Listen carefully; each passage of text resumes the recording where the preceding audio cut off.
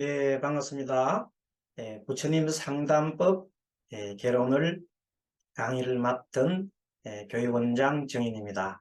자, 오늘은 사성제의 가르침에 대해서 공부해 보도록 하겠습니다. 자, 그럼 먼저 화면을 함께 보도록 하겠습니다.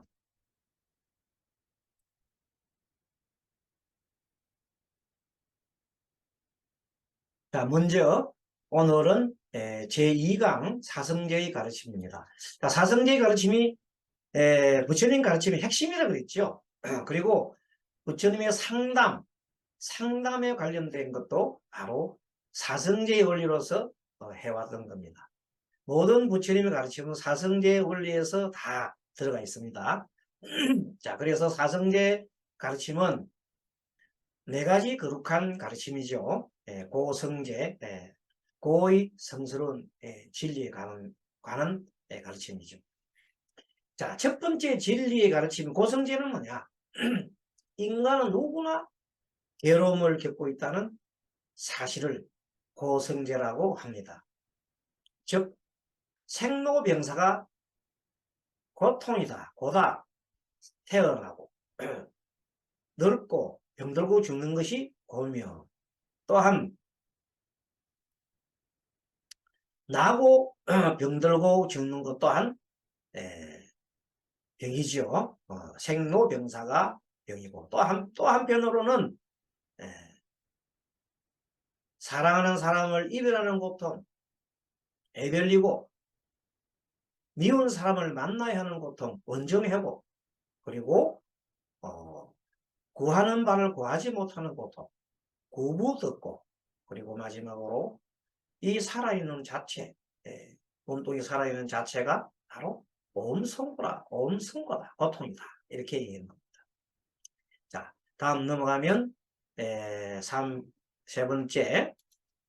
그래서 사고팔고에서 사고에다가 생로병사가 사고죠. 여기다가 네 가지 다. 자, 정신작용이 좀 전에 설명한 대로 애별리고, 사랑하는 사람과 이별하는 괴로움, 또는 아끼던 물건이나 내가 좋아하는 것을 갖다가 잃어버리는 것. 뭐 예를 들어서 내가 좋은 직장을 갖고 있었는데 직장에서 떨어졌다든지, 그 애별리고예요. 또 내가 아주 원하던 감투를 썼는데, 뭐 국회의원을 할까? 아니면 감투를 썼는데 감투 떨어지는 것도 애별리고야. 원정해고는 미워한다는 사람을 만나는 괴로움도 있지만 내가 하기 싫은 걸만 해야 하는 것도 같은 겁니다. 그 다음에 구부듣고, 뭔가를 내가 얻고자 하여도 얻을 수 없는 고통 많지요. 돈에 대한 돈을 갖다가 벌려고 해도 돈을 못 버는 거, 그 다음에 애인을 구해야 되는데 애인을 못 구하는 거, 뭐 수도 없이 많습니다. 하고 싶은 일을 하지 못하는 괴로움, 그 구부듣고요. 그 오음선고를 보통 오치 온고라고도 하는데, 온이라는 신체와 집착, 이 살아있는 자체, 그것이 괴로움입니다. 자신의 신체와 마음에 집착하는 것 자체가 다 괴로움이죠. 모든 게 괴로운 거다. 이렇게 본 것이 오음선고 또는 오치온고다. 자, 그 다음에 먼저 그러면은 사성제, 고성제에 대해서 공부했고, 집성제. 자, 집이란 것은 고뇌를 초래하는 원인이다. 집이 뭐냐? 나에 집착하는 거다. 내 생각에 집착하고, 나의 고정관념에 집착하고, 내 것에 집착하고, 나에 집착하는 것 자체를 집이라고 합니다. 너무나 심하게 집착하면 가래가 되죠. 가래. 괴로움은 그래, 가래다, 가래. 그 원인은 탐심에서 있습니다. 가장 기본 바탕에는 탐심보다 더 밑에 바닥은 뭘까요? 내 것, 나의 생각, 그 집착하는 겁니다. 그 집착하다 보면 내가 좋아하는 것은 막 탐하게 돼서 내쪽 끌어당기는 인력 에너지라는 거예요. 그런데 내가 싫어하는 것은 막 밀어내는 거야. 밀어내는 것은 뭐라고 그래요? 썩낸다. 그것은 반발한다고 반발 에너지라고 그래요. 그래서 땡기는 것은 인력 에너지요. 밀어내는 것은 반발 에너지다. 인력 에너지와 반발 에너지는 반대다. 인력도 아니고 반발도 아니고 빙글빙글 돌아가는 것은 회전 에너지라는데 그것은 머리가 빙빙빙 돈다 그러잖아요. 번뇌가 말하면 이 생각 저 생각 막 뱅뱅뱅 돌잖아요. 그래서 번뇌는 머리가 빙글빙글 돌아가는 걸 갖다가 번뇌라고 그래요. 많은 생각이 얽히는 거다. 그래서 번뇌라고 하는 불은 회전 에너지다.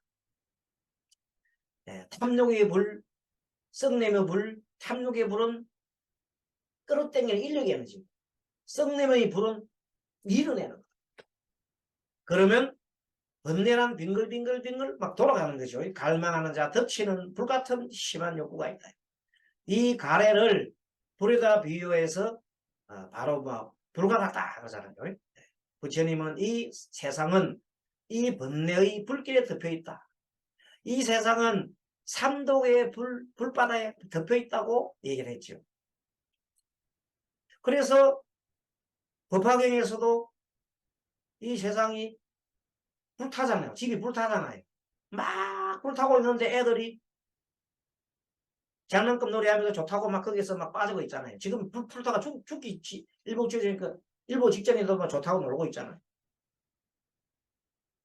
여러분 그런 상황이 지금 우리나라 상황 그런 거 아닙니까? 우리나라가 지금 온 전신에 한일과 중국, 러시아, 또 북한이 현재 맞닥뜨리면서 지금 일촉즉발의 그런 상태에 들어가 있는데 우리는 지금 막 제일 잘 살고 있어요. 참 묘한 나라야. 아무튼 이 가래의 불에다가 비유한 것이다. 부처는 이 세상이 불바다다. 지금 우리 불바다 속에 지금 현재 언제 죽을지 몰라. 전쟁이 언제 터질지 모를 정도로 심각한 상황이더 우리는 지금 아무렇지도 않게 그냥 살고 있다. 그것도 아이러니한 얘기다. 자, 어쨌든 5번째 봅니다. 그래서 우리는 근본 번뇌 보면 번뇌는 집성제에 속하는 것으로서 모든 번뇌의 근본 번뇌 가장 근본 번뇌에서 가장 근본이 뭐예요? 탐진치 3가지잖아요. 탐심, 성내, 우리 아까 말했죠. 3도. 거기다가 3가지 더하면 만의견. 그래서 아예 외워버려요. 탐진치, 만의견. 그렇게 외워놓으면 좋겠습니다. 번뇌는 집성제에 속하는 것으로서 어떤 생각에 집착하는 거죠. 가래한다. 모든 번뇌의 근본이 되는 6가지 번뇌를 우리가 근본 번뇌라는데 탐진치, 만의견이라고 했어요. 눈앞의 괴로움이나 즐거움에 미혹하여 탐욕을 일으키는 것. 그 다음에 내가 가지지 못하고 탐욕을 일으키는데 방해받거나 하면 확 화가 나서 막 상대를 막 그냥 밀어낸단 말이에요. 그것을 썩림이라고 해요. 진해라고 해요. 그리고 탐욕과 썩냄을 막 가지려고 하는 여러 가지 이 마음 일으키는 그 생각들을 어리석음이라고 해요. 우치라고 해요. 여기에서 마음의 동요가 일어나는데 뭔가 마음 교란되어서 마음이 일날 때 지난 학기에 우리가 뭐라고 그랬어요? 뭐가 그런 짓을 한다고 그랬어요? 말라식 제7식인 말라식이 그런 역할을 한다. 말라식이라고 하는 것은 사량식이라고도 하는데 자기 스스로 이것이 내한테 유리한지 불리한지를 끊임없이 사량 분별하는 마음을 뭐라고 그래요? 말라식이라 한다. 그것은 나에 집착하는 마음이죠. 그것이 바로 이 탐진치를 일으키게 한다. 그거 해도 관이 아니다. 거기다가 하나 더 나아가면 만의견이죠. 그리고 오늘 이제 현대 심리학적 용어로서 동일시라는 말이 나오는 이런 용어들을 우리가 이제 공부를 좀 해놔야 되는데 이 왜 공부를 해야 되냐면 부처님 상담법이라서 부처님 가르침만 이렇게 얘기해서는 사람들이 잘 못 알아들어요. 현대인들은.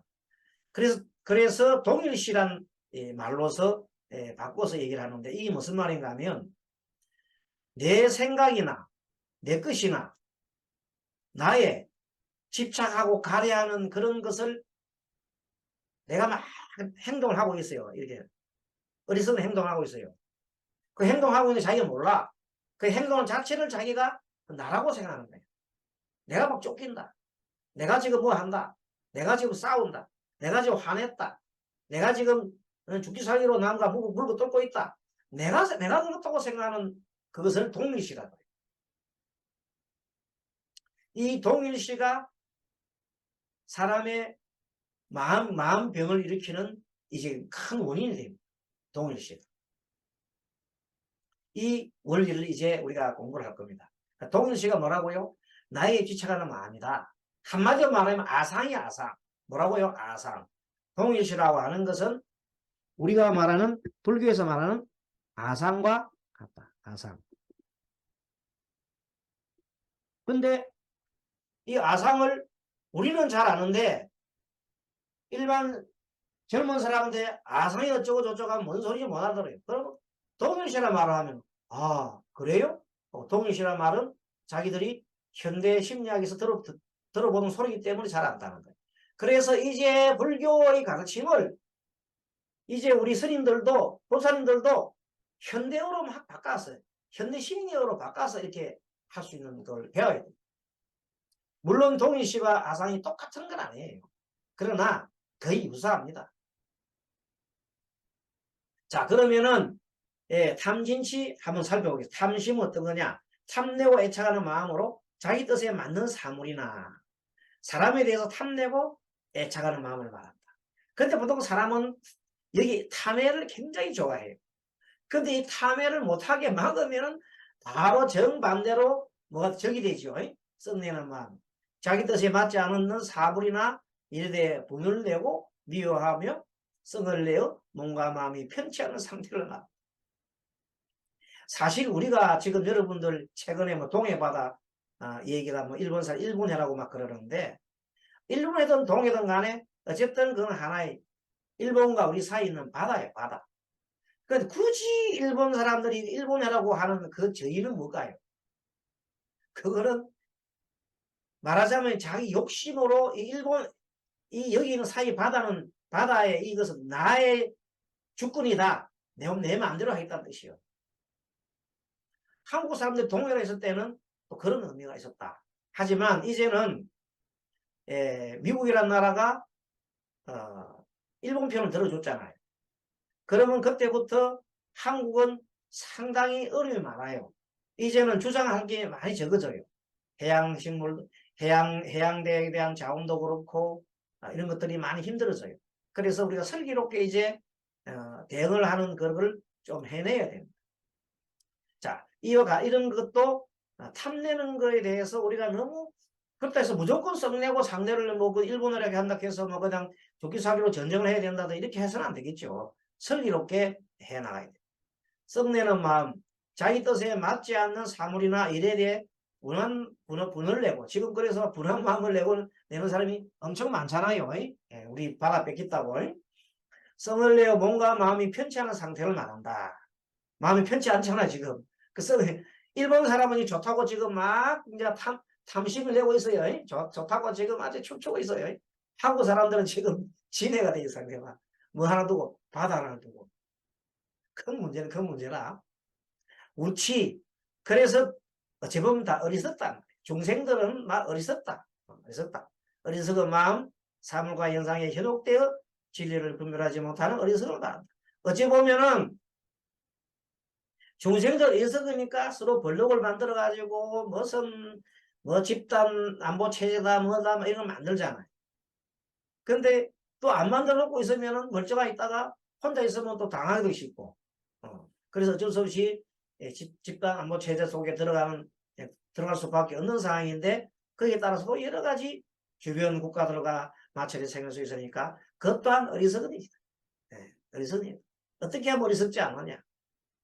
어리석지 않느냐 가장 좋은 일은 뭐예요? 부처님 법으로 보면 뭡니까? 너도 좋고 나도 좋은 일을 찾는 거예요. 그것이 진리. 너도 좋고 나도 좋고 가급적이면 안 싸우게 하면서 슬기롭게 다 같이 잘 살 수 있는 길을 너도 잘 지내고 너도 잘 지내고 하는 요런 거 이런 것을 우리가 찾아내야 된다. 한쪽을 치우치는 것을 뭐라고 그래요? 그 집착이라고 그래요. 집착은 결국은 나중에는 큰 문제가 전쟁이나 이런 것을 일으키는 원리입니다. 우크라이나가 왜 전쟁이 일어났나요? 우크라이나가 서방에 붙겠다고 끝까지 주장하니까 그것을 러시아가 그냥 어제까지만 내 말 듣던 놈이 안 들으니까 그냥 화가 나서 전쟁 치는 거 아닙니까? 그럼 우크라이나라는 사람이 어떻게 했을까요? 무수히 많은 사람 죽이고 러시아 사람 죽이고 일본 자기 국민들 죽이고 그것이 정말로 좋은 길입니까? 그게 애국하는 길입니까? 그게 인류를 위한 길입니까? 잘 생각해요. 그것 또한 하나의 나의 자기의 민족주의적인 이런 것에 얽매이는 하나의 뭐가 됩니까? 크게 보면은 어리석은 행위라고 볼 수 있습니다. 그냥 불교적인 데서 보는 겁니다. 그러면 그리고 뭐 어리석은 짓 하지 않는 나라가 몇 나라가 되겠나요? 네, 그래서 우리가 보는 사바세계하고 실제 부처님 가르침하고는 차이가 많이 나는 겁니다. 그런데 어쨌든 간에 누가 여러분들한테 우리 큰 스님들로 많이 계시니까 누가 물어보면 정치에 대해서 우리는 뭐 관여할 바는 못 됩니다만은 어쨌든 바른 길이 뭔가 물어보면은 바른 길은 너와 내가 함께 잘 사는 사회를 만들어가는 그런 국가를 만들어가는 그런 것을 위해서 머리를 짜내고 하는 것이 좋겠다. 이런 조언을 해주는 정말로 이 세상에 평화가 올 겁니다. 그런데 한쪽을 편들어서 계속 이렇게 하게 되면 결국은 우크라이나 지금 전쟁합니다. 그런 명약 완화하다. 명약 완화가 뭡니까? 불보듯이 뻔한 일이다. 불보듯 우리 그럼에도 불보듯 뻔한 일을 하면서 우리는 저절로 우리도 모르게 어떤 전쟁의 속으로 빨리 들어갑니다. 그것이 시적 인연입니다. 어찌 보면 그런 때가 된 것 같아요. 자, 교만, 뽐내는 마음, 자기의 용모나 능력, 지위 따위를 믿고 다른 사람은 업신여기며 뽐내는 것을 말한다. 교만. 탐진치담의 만의견이죠. 의혹, 의심하는 마음, 인가의 도리를 믿지 않고 의심, 특히 진리를 의심하는 것을 의혹이라고 해요. 부처님 말씀 안 듣고 과연 그럴까 이렇게 생각하는 것들. 현실에 미혹하여 헤매는 것들 우리가 의혹이라 합니다. 악견은 잘못된 견해죠. 진리를 잘못 알고 잘못 견해를 갖는 아까 말한 대로 무상이라는 것은 단순한 변화하는 원리야. 이 세상이 변하는 원리야. 그것을 뭐 더덥다 이거는 뭐 그냥 우울하다 아니면 뭐 그냥 대충 살아가야 된다 뭐 이런 내용들을 가지고 얘기를 하면 그건 무상이 아니에요. 무상이라는 것은 변하는 원리예요. 좋게도 변할 수 있고 나쁘게도 변할 수 있고 우리가 지금 잘하면은 전쟁은 안 하고 좋게 갈 수도 있고 우리가 잘못하면 전쟁으로 갈 수 있는 길이 열린다.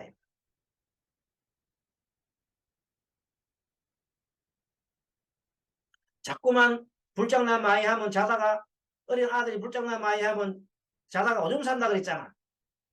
그런 격이야. 오줌 싸게 됐어. 그런 일이 지금 일어날 수밖에 없는 상황을 갖고 있다. 그 왜? 여러분 잘 아실 겁니다. 왜 그래 됐는지. 하나에 집착하기 때문에 집착하는 마음을 놓아야 됩니다. 수번뇌, 근본 번뇌의 수번화에 일어나는 온갖 번뇌를 20가지로 대변해 볼 수 있다. 그러면 이것이 20가지 근본 번뇌가 탐진심한 의견인데 20가지가 일어납니다. 한번 보겠습니다. 분자가 뭐냐면 마음을 딱 나누네요. 마음심 위에다가 나눌 건 마음에 찢어지 뿌리니까 확 찢어지니까 화를 내는 거예요. 몸이나 뜻이 맞지 않아서 대한 화를 내는 것이 분하다. 화는 뭐냐? 하나님의 마음에 두고 계속 그 마음이 떠나지 않아. 한이 돼. 가슴 속에 한이 된다. 여자가 한을 온유에 소리 내린다 이 뜻이에요. 부는 뭐냐? 자기가 지은 죄를 덮어 숨기는 것. 자꾸 숨기는 사람이죠. 자기 지은 죄를 자꾸 덮어 숨기는 일이 있어요. 뭐 인간이 어쩔 수 없는 그런 상황일 수 있어요. 뇌라고 하는 것은 지난날에 분하게 여겼던 것을 돌이켜 생각해가지고 오늘날 사물이 자기에 맞지 않는 것에 대해 괴로워하는 거예요. 지난날 내가 이거 잘못했어. 이제 했더라 괜찮을 건데 하면서 막 지금 생각해 보니까 정말로 마음이 맞지 않고 힘들어. 그럼 뇌가 막 생겼네. 뇌가 생기죠. 자, 그 간은 뭐냐면 이 간은 너무 인색한 건 인색해요. 아끼고 하는 걸 간이라고 그래요. 간 본다 그래. 간 본다. 간 본다. 재물을 아끼고 나누지 않는 거예요. 그걸 재간이라고 해요. 가르침을 어떤 사람을 보면은 가르침을 어기고 베풀지 않는 사람이 있어. 가르침을 어기고 베풀지 않는 사람 법간이라고 그래요. 그리고 베풀지 않는 법이 뭔지 압니까? 여러분들 인터넷을 보면요. 부처님 가르침 같은 거 해놔놓고 누가 막 좋은 글 써놔놓고 몸퍼가게 퍼가지 못하게 딱 막아놓은 사람들이 있어요. 물론 뭐 직접 소유권 때문에 그럴 수도 있긴 하지만 그래도 야박한 것 같아요.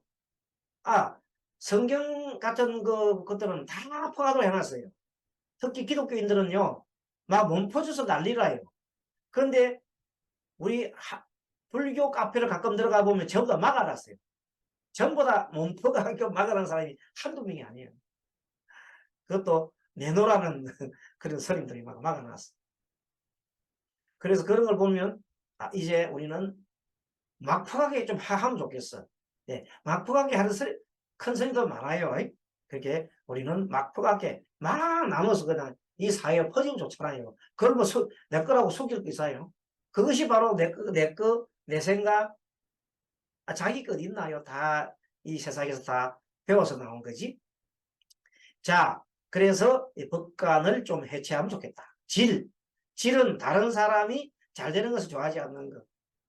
질투, 다른 사람이 잘 되는 걸 갖다가 질투하는 거. 속이는 거죠. 남을 속여서 명예와 이익을 얻으려고 덕 없는 사람이 덕 있는 체하며 악한 사람이 선한 체하는 거예요. 처음 속 마음을 숨기고 끝으로는 친한 척하는 겁니다. 처음. 자, 여기 전부 다 뭡니까? 그 6가지 근본 번뇌, 탐진치, 만의견에서 따라 나오는 수반된 따라 나오는 20가지의 번뇌를 20가지 번뇌 따라 나오는 번뇌죠. 수번뇌라. 수번뇌. 해는 뭐냐? 남을 해치며 꾸짖는 거라. 교는 남을 고려하지 않고 자신의 신분, 재물, 지위, 지혜, 따위에만 집착하여 오만하게 구는 사람도 있어요. 뭐 성인들은 그런 사람이 없는데 정치인들 보면요. 오만한 사람들이 많아요. 어제까지만 해도 굽실하던 국회의원들이 금배지 딱 잡고 말있다. 그냥 얼굴이 그냥 난리 나지요. 예, 어깨 빡 주고 그런 분들을 좀 많이 봅니다. 자, 무참 죄를 범하면서도 반성하거나 부끄러운 마음을 내지 않는 것. 이거 참 우리나라 사람들도 많고 정치인도 많고 외국 사람들로 보면 나쁜 짓 인류에 대해서 나쁜 짓 해놔놓고도 뻔뻔하게 큰 소리 치고 반성하지 않고 하는 사람도 많아요. 그런데 정말로 훌륭한 사람은요. 잘못했으면 잘못했다고 이렇게 반성할 줄 아는 사람이 가장 아름다운 사람입니다. 자기가 잘못해놓고도 큰 소리 치고 절대 반성하지 않는 그런 사람들이 있어요. 정치인도 그렇고 뭐 공무원들도 그런 사람이 있는데 그런 사람들은 정말로 인간미가 없습니다. 무게, 남을 고려하지 않고 마음대로 악한 짓을 하면서 조금 더 부끄러워지 않는 것들. 무참 무게는 요즘 현대인들 특히 위사람들, 위에서 노는 사람들 많이 무참 무게한 사람이 많습니다. 자, 우리는 앞으로 이 시대는 정말로 어떤 시대가 되냐면 모두 투명한 시대가 올 겁니다. 투명한 시대가 온다고 그랬어요. 미래학자들이. 뭐냐면 인터넷이 발달하고 모든 것이 정보가 투명하게 나타나기 때문에 이제는 앞으로는 나쁜 짓 하고 얼렁뚱땅 하면 안 돼요. 그런 시대는 지나갔어요. 그런데도 불구하고 아직까지도 그런 남아있는 사람들이 있는데 그것이 무참무게다. 도구는 뭐냐, 또 공부할 때 공부가 잘 안 되고 붕붕 뜬 게 있어요. 너무 마음이 들떠가지고 정신이 들떠서 이리저리 막 달리는 겁니다. 혼침. 혼침은 계속 그냥 잠이 올 정도로 침침하고 그냥 답답한 마음이 있는 걸 말해요. 혼침. 머리가 복잡하지요. 불신. 고요하지 못한 마음, 믿지 못하는, 다른 사람을 믿지 못한 마음이 고요하지 못해요. 막 그냥 마음이 답답해요. 불신. 해태. 좋은 일을 당하여서도 게을러서 용감하지 못함. 좋은 일을 하면 바로 그냥 추진해서 해야 되는데도 게을러가지고 용감하게 하지 못해가지고 나중에 뒷북치는 일이 있다. 그 다음에 방일이란 말이 많이 나와요. 경제적으로 방일하는 것이 많이 나와요. 방일이라는 것은 한마디로 게으르고 방탕한 걸 말해요. 마땅히 해야 할 일을 안 하고 방탕하고 함부로 하는 마음을 말합니다. 신념, 사물이나 일을 분명히 기억하지 못하는 것. 치매에 걸리는 게 신념입니다. 좋은 일은 밝게 기억하지 못하면서 나쁜 일은 기억하는 마음. 상대가 좋은 일을 한 걸 다 까먹고 자기한테 유리하지 않은 것만 기억해가지고 계속 공격하는 사람은 신념했다 이거 보면 됩니다.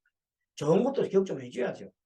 산란, 대하는 경계가 변하여 마음이 고정되지 못하고 어지러움, 마음이 산란하다 그죠? 경계가 계속 바뀌어가지고 마음이 항상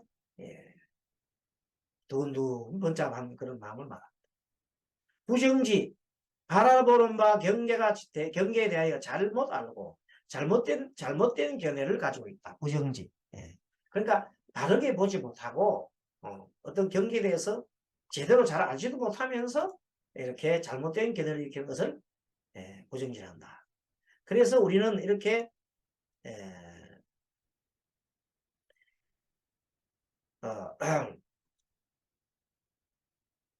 20가지의 근본 본에 대해서 알아봤죠. 그 다음에는 이제 사성제 가르침 중에 다음번에 지난번 시간 집에 대해서 이까지가 집에 대한 겁니다. 집이 뭐예요? 어떤 생각이나 어떤 것에 내 것이나 또 나의 것이나 나의 말이나 이런 것에 계속 집착하는 것, 가려하는 것을 집이라고 했어요. 그렇다면 그 집에는 종류가 아까 번뇌가 많았는데 20가지 번뇌가 있었고 6가지 기본 번뇌와 20가지 수번뇌가 있었는데 거기에 대해서 공부를 했습니다. 이번 시간에는 멸성제. 자, 멸성제가 뭐냐? 자, 그 고뇌의 원인인 가래와 번뇌를 우리가 멸하고 나면은 집착으로부터 벗어나게 됩니다. 그러면 마음이 평안하고 더 이상 구속되지 않는 자유로운 경지가 이릅니다. 그 집으로 벗어날 때 열리는 경지, 열리는 자유의 경지, 자유 경지가 바로 해탈입니다. 만일 번뇌가 없다면은 이 세상에 없는 것이며, 그렇죠? 번뇌가 없으면 이 세상에 내가 태어날 수가 없어요. 자, 번뇌가 없다면 이 세상에 태어나는 없습니다. 자, 이 세상에 번뇌가 없으면 어떻게 된다? 이 세상에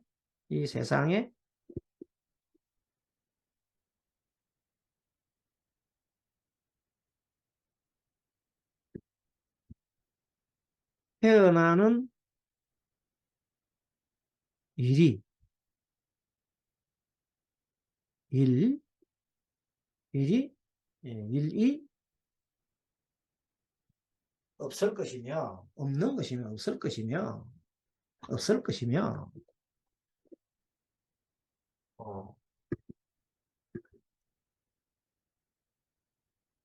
계속 이렇게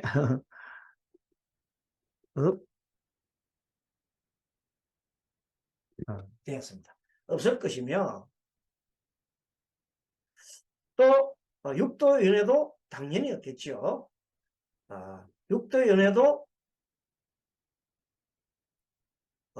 없는 것이기 때문이다. 육도연애도 없기 때문이다. 육도연애 자체도 없기 때문이다. 그렇게 정리합시다. 그래서 해탈이란 영원한 자유이자 영원한 행복을 할 수 있죠. 이를 열반위로 한다. 이것이 바로 불교 수행의 최종 목적이죠. 한마디로 말하면 어떤 상태의 마음이냐면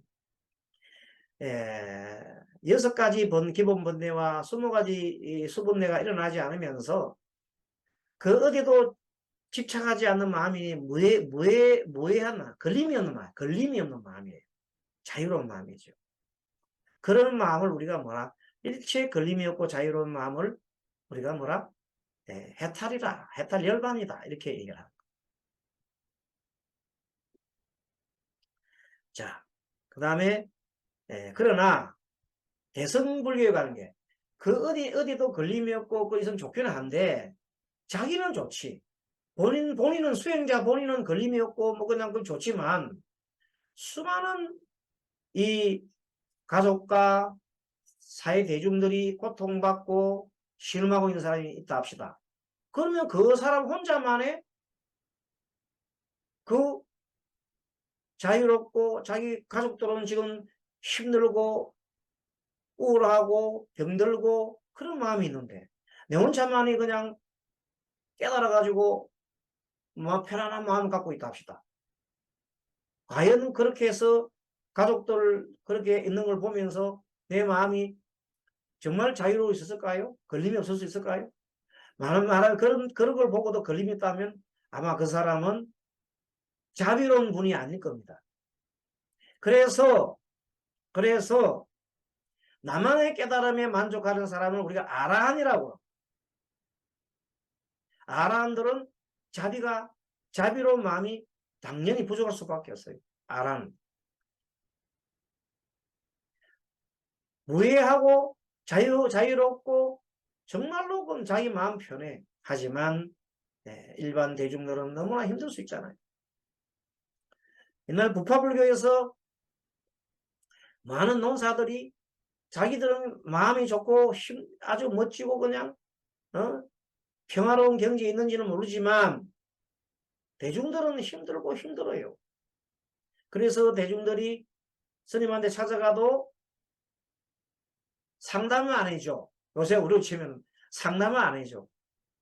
자기들끼리 네가 옳리 내가 옳리 막 따지고 우리 스승이 옳다 네가 스승이 옳다고 막 따지고 그렇게 하고 있으니 일반 대중들과 멀리 떨어져. 그래서 일반 대중들은 그 스님들을 갖다가 버리기 시작해요. 절에 안 갑니다. 그래서 인도가 망한 거예요. 인도 불교가. 그래서 근본 초기에 있는 그런 부파불교가 쇠퇴지고 일어난 운동이 대성불교라는 거 아닙니까? 그 대성불교가 뭐예요? 그 사람들이 스님들이 아니야. 일반 제가 신자들이야. 이런 사람들이 부처님을 생각하면서 부처님 사리탑 주위에 돌면서 예전에 한 600년 전에 몇백 년 전에 우리 부처님께서는 정말 이렇게 안 했을 텐데 경전을 보게 되면 항상 부처님은 자유로운 웃음을 띠면서 사람들을 보시어 친구들이여 이리 오너라 귀 있는 자 예?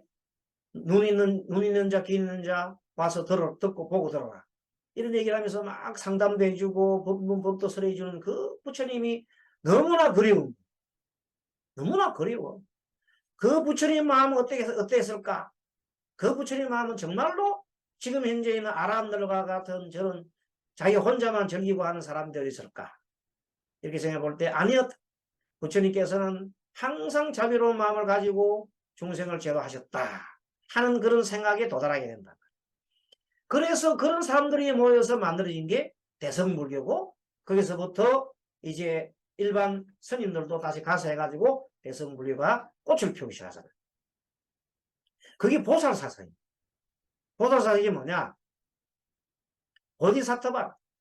그러니까 나도 이롭고 당신도 이롭고 서로 이롭게 될 수 있는 길을 가고 한편으로는 수행을 하면서 한편으로는 전법을 하고 사회 구제를 하고 하는 분들이 이제 나타나기 시작했으니 대성불의 관점에서는 아까 앞에 말하는 그 열반과 병행해서 다른 사람들에게 자비와 지혜를 한없이 베풀어주는 이상적인 인격체인 불보살의 삶이 추가가 되어야 됩니다. 그래서 이번에 우리 부처님 상담법에서는 그런 데 주안점이 있습니다. 그래서 단순하게 부처님 가르침을 전달해 준다가 아니라 그 스스로도 부처님의 제자로서 진리를 깨우치고 또 이해하고 그걸 하면 동시에 뭘 합니까? 중생을 제도하는 자비로운 마음으로서 자비로 제도한다는 것은 뭐냐면 상대의 고통을 스스로 원인이 무엇인가를 깨우치고 그로부터 벗어나게 해주는 도와주는 그런 상담자가 바로 그 사람을 치유해주는 게 아니냐 그런 역할을 합니다. 그래서 이 세상은 모두가 관계에서 그물망처럼 연결되어 있다. 그런 존재를 확연히 깨우쳐야 돼. 그게 뭐냐? 무아를 확연하게 깨우쳐야 돼. 그러고 난 다음에 너와 내가 한 몸이라는 사실을 갖다가 체득해서 진정한 깨달음을 나타나면 자비이사란 마음이 일어나게 자비로 동체대비란 마음이 일어나서 자비사 마음이 저절로 일어납니다. 여기서 현대 심리학적으로는 이제 그 기초가 되는 것은 어디서 식되느냐 하면 바로 무아를 체득하는 것. 즉 이것이 내 생각이 내다. 이것이 나다. 내 몸이 나다 하는 생각에서 벗어나야 돼. 그 나다고 하는 생각을 동일시라고 해요. 동일시. 이것이 나다. 이것이 내 것이다. 내 생각이 나다. 행동하는 놈이 내다. 말하는 놈이 내다 하는 데서 벗어나야 된다. 그 나다고 하는 것을 우리가 동일시라. 심리학적 동일시라. 동일시에서 벗어나는 탈동일시하는 겁니다. 그래서 현대 심리학적으로는 이러한 현상을 나와 내 것에 집착하는 마음에서 벗어나. 이것이 집착하는 마음까지가 뭐냐면 동일시요. 동일시하는 마음에서 벗어나 하면 탈동일시요. 그래서 세상을 새롭게 바라보는 의미와 유사하다고 할 수 있다. 이렇게 탈동일시함으로써 상대를 이해하고 상대를 돕고 사회를 돕는 일을 한다면 그것이 보살하고 뭐가 다르겠나? 시민보살과 뭐가 다르겠나 이거예요. 그러니까 우리는 보살의 마음을 안 하여도 그냥 불교 상담사 부처님의 마음을 전해주는 상담사 탈동일시하는 것을 가르쳐주는 상담사 이런 사람들을 보고 우리가 현대 시민보살이다 현대 불교 상담사다 할 수 있는 거예요. 그래서 이런 개념으로 가지고 우리 스님들도 공부를 하고 좀 이런 이치를 터득해서 이제 일반 불자님도 상담해 주면서 또 이런 사람들을 많이 길러야 돼요. 그래서 하룻밤에 우리는 스님들이 이제 많이 배출이 안 돼요. 지금 이 시대가 그렇게 돌아가고 있어. 하기 때문에 지금 현재 절에 다니는 신도 중에서 신심 있고 또 좀 이렇게 비교적 이런 데 관심 있는 분들을 막 모아가지고 법사를 많이 만들어. 전법사를 무지무지 길러요. 그 전법사가 한 절에 한 10명씩 있어가지고 그 전법사들이 전법을 해서 이 스님들이 같이 살아가는 그런 서로서로 돕고 살아가는 그런 공동체를 만들어야 된다고 봅니다. 우리 종단이 앞으로 나가야 할 방향, 한국 불교가 나가야 할 방향이 그런 방향으로 가야 된다고 봅니다. 그래서 우리는 전법사님들을 많이 길러야 되고 그런 길기 위해서는 우리 스님들이 이미 체득돼서 공부를 할 줄 알아야 돼요. 뭐가 부처님 상담법이고 뭐를 전해줘야 된다는 것을 확실하게 알고 이 현대 심리에다가 부처님 법을 접목한 불교 상담 가르침, 불교 상담심, 불교 상담 가르침, 부처님 상담법이죠. 이것을 많이 좀 보급을 하면 좋겠습니다. 그런 의미에서 다음 또 보겠습니다. 자, 도성제. 도성제나 면성제가 초래하는 경지를 열반이라고 하는데, 그렇죠? 도성제나 면성제가 초래하는 경지를 열반이라고 하잖아요. 근데 이 열반에 이르는 길, 방법을 설명해 주는 것이단 말이에요. 그게 멸로 이르는 길을 가르쳐 주는 것이 도성제인데, 원시불교에서는 이걸 팔정도라고 그랬죠. 대성불교에서는 육바라밀이라고 얘기도 합니다. 아무튼 우리 부처님께서는 이 잡안경에서 인간 문제를 해결하는 길을 구체적으로 제시하고 있습니다.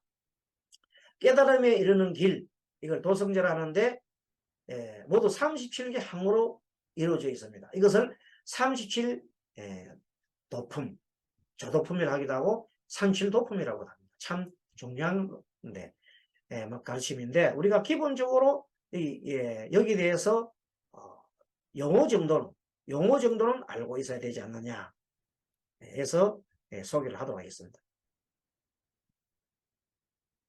자, 부처님의 가르침인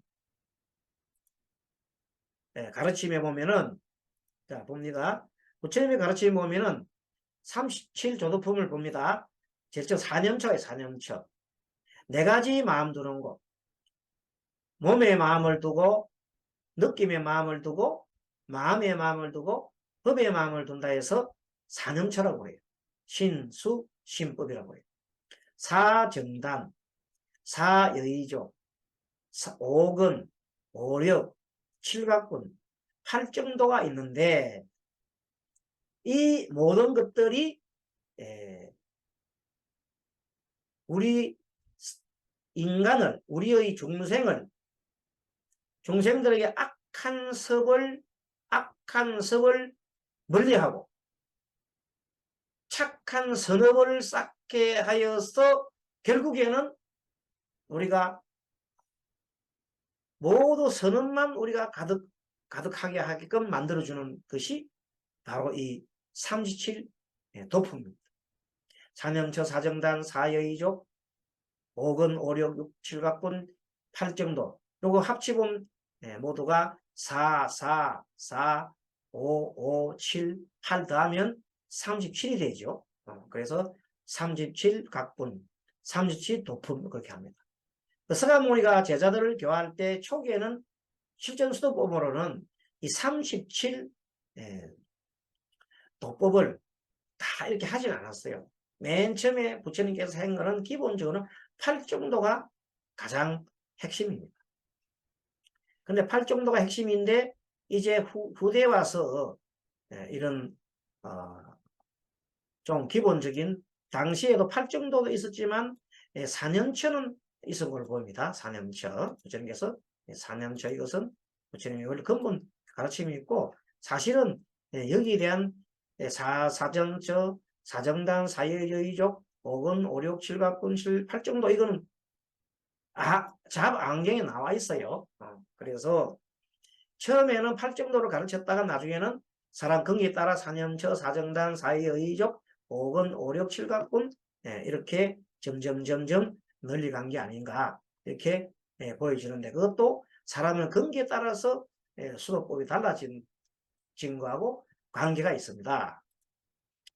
자, 그 다음에 부처님의 근본 교설은 뭐니 사성제지요. 그 다음에 아까 말한 사성제를 실천에 옮기는 팔정도는 일반 대중에 상담할 때 매우 중요한 필수적인 가르침입니다. 이 사성제 팔정도만큼은 우리가 확실하게 공부를 해둬야 부처님 상담법을 마음대로 할 수 있다는 겁니다. 이것이 사성제 팔정도의 가장 기본적인 것은 우리가 꿰뚫고 있어야 된다. 그래야 됩니다. 지금은 굉장히 요즘에는 이 매스컴이 발달하고 불교 방송도 많이 발달하기 때문에 고지 사성제와 팔정도 정도는 일반 불자들도 많이 알고 있어요. 그런데 스님들은 이것을 더 깊이 알고 있어야 된다. 사성제 가르침에 입각하여 마음의 병을 진단한다. 고지멸도에. 자, 고로서 고는 병이다. 병의 원인이 뭐냐? 그 집이다. 그래서 병을 취하면 건강한 상태가 되니 그것이 멸이다. 그러면 병을 치유하는 과정이 있을 텐데 그 과정이 바로 도다 이겁니다. 그래서 자압안경을 중심으로 해서 이제 살펴볼 겁니다. 왜냐하면 자압안경에서 사성자와 12정기에 대한 가르침을 참 중심으로 해가지고 제자들을 고통에서 벗어나게 하고 궁극의 해탈의 길을 인도하는 상담 사례가 무지무지하게 나옵니다. 풍성히 나옵니다. 이런 내용을 우리가 보면서 여러 가지 뭐 뚱뚱한 사람, 요즘 말하면 비만인 사람을 어떻게 비만 치유를 할 수 있는 그 법도 나온다. 부처님께서 그런 경전이 나온단 말입니다. 이런 것을 활용하면 여러 가지 법을 현대인들이 병과 몸과 마음을 치유할 수 있는 길이 많이 나온다. 하나 사례를 보겠습니다. 경전 사례 제목이 함께 길을 가는 두 사내라는 제목이 있어요. 여기 자압안경 식권 221 저사경이라는 경에 나오는 겁니다. 때는 어느 때, 시간은 어느 때.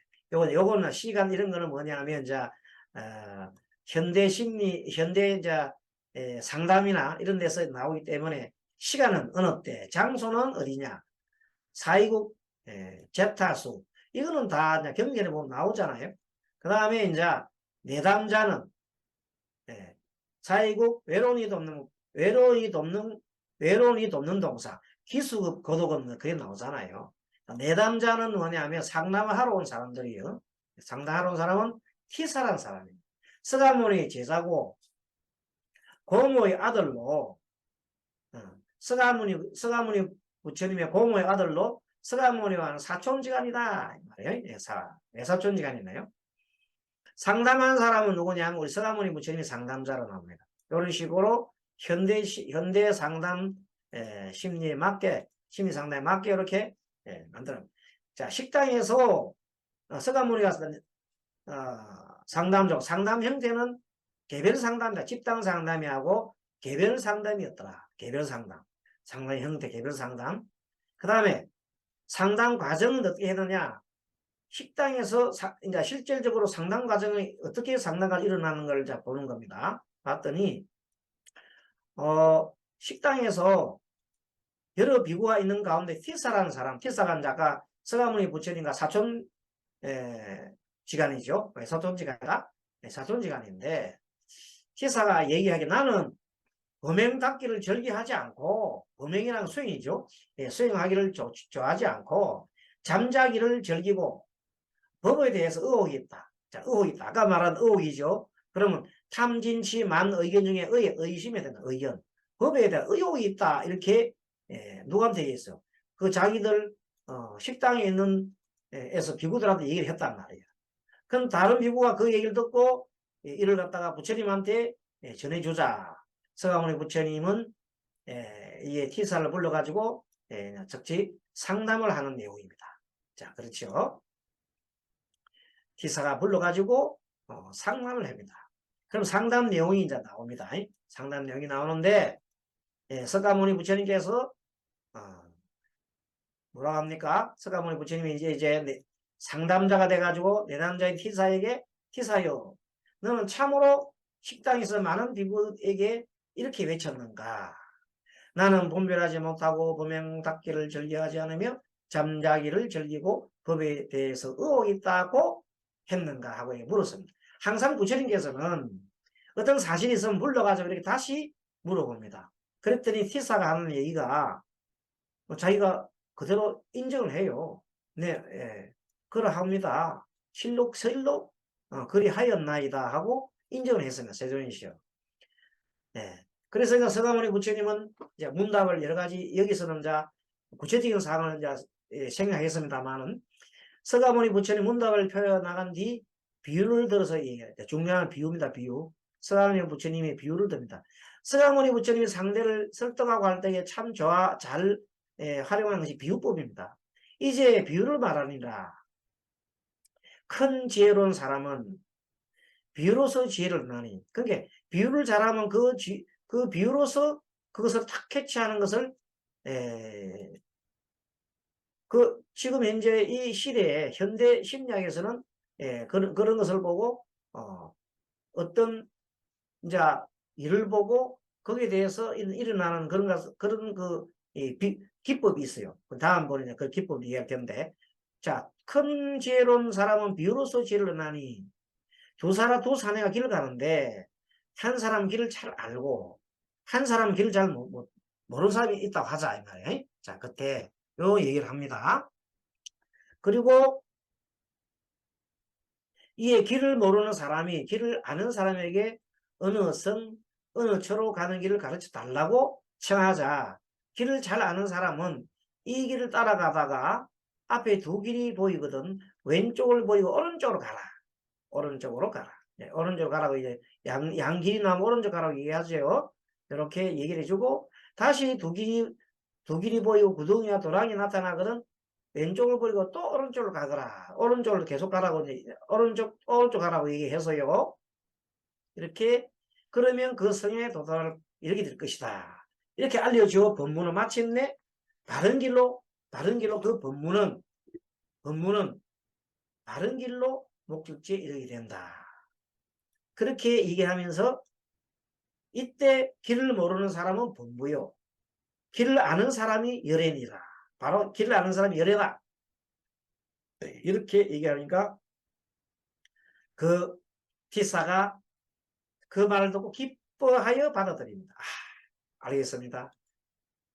우리 열애께서 그렇게 길을 잘 아시는군요 하고 바로 받아들이면서 이제 열심히 하겠죠. 그래서 이런 것을 단 1회에 상담 주기 여러분이 한 번에 이렇게 알아차림을 했다. 그 사람을 마음을 돌려놓겠다. 여기서 사용된 중요한 기법이 비유 기법이에요. 비유 기법. 비유를 그 사람의 꼭 맞게 그 사람의 꼭 맞는 비유를 들어야 돼. 비유가 그 사람하고 맞지 않으면 그래서 부처님께서는 비유의 천재예요. 비유에 대해서 그냥 완전 달인이야. 그래서 비유를 참 잘하시는 거예요. 그 상황에 딱 맞는 비유. 그것을 뭐라고 중도라고 해요. 중도. 중도라는 것은 뭐 중간이 중도가 아니야. 그 비유에 딱 맞는 그 사람의 근기에 딱 맞는 법을 설하면 그것이 중도의 법입니다. 자, 그래서 이렇게 해서 사성제 가르침 중에서도 이것을 통해서 보면서 우리는 부처님께서 이렇게 비유법으로서 이렇게 하셨구나. 처음에는 그리고 또 한 가지는 뭐냐면 무조건 했을 때 다시 질문해서 듣지요. 너가 이런 말을 했느냐 확실히 또 그러한 나이다 하고 난 다음에 이렇게 비유법을 들었습니다. 부처님께서 상대를 설득하는 방법 중에 하나가 확인입니다. 비구가 전해준 말이 사실인지를 내담자에게 확인하는 게 참 중요합니다. 확인하지 않고 무조건 그냥 상대 말만 듣고 얘기하면 안 돼요. 그 다음에 지지경렬해야 합니다. 착하도다. 아이고 참 그래 티사야 너 착하다. 항상 지지경렬해 줘야 돼요. 그 다음 비유를 듣는 겁니다. 그렇죠? 비유법을 듣는. 이런 식으로 길을 잘 아는 사람은 서가문이 있을까 상담자고 길을 잘 알지 못하는 사람 어린석은 법무자 내담자단 말이야. 즉 티사단 말이야. 이 두 길은 의심 등에 비유한다. 아까 우리 배운 6가지 번뇌 중에 탐진치만 의견 중에 의에 해당하는 거. 이렇게 해서 우리는 부처님의 상담법 하는 것을 처음부터 지금은 강론식이 아니고 결혼시간이기 때문에 이 비유법을 상세하게 계속 다룰 수는 없어요. 여기서는 이제 주로 이제 이론을 공부하기 때문에 이번 학기에서는 내년에 신학기에 가서는 구체적인 그 경전을 보면서 이제 이런 식으로 공부를 할 겁니다. 이렇게 자꾸 연습을 하다 보면은 우리가 참으로 많은 걸 배울 수가 있습니다. 그래서 다른 사람이 얘기할 때 무조건 상대를 갖다가 다른 사람 말 안 듣고 하면 안 돼요. 반드시 확인을 해야 해요. 이 부처님께서 확인했잖아요. 그리고 지지경련 따뜻하게 항상 말을 불러줘. 따뜻하게 티사를 불러야 돼요. 티사야 참 착하구나. 이렇게 비유 여기서 제일 중요한 법이 비유법을 들었다는 겁니다. 자, 여기까지 또 하고 다음 세 번째 강의 시간에는 근본불교의 수행법의 구체적인 법에 대해서 우리가 좀 알아보도록 하겠습니다. 여러분들이 이런 공부를 좀 딱딱하다 생각하지 말고, 정말로 이런 걸 공부해놔야 나중에 우리도 수행도 잘할 수 있고, 그 다음에 다른 사람들 교화할 때 도움이 되는구나 하는 걸 우리가 알 수 있습니다. 여러분 수고 많으셨습니다. 다음 시간에 또 뵙도록 하겠습니다.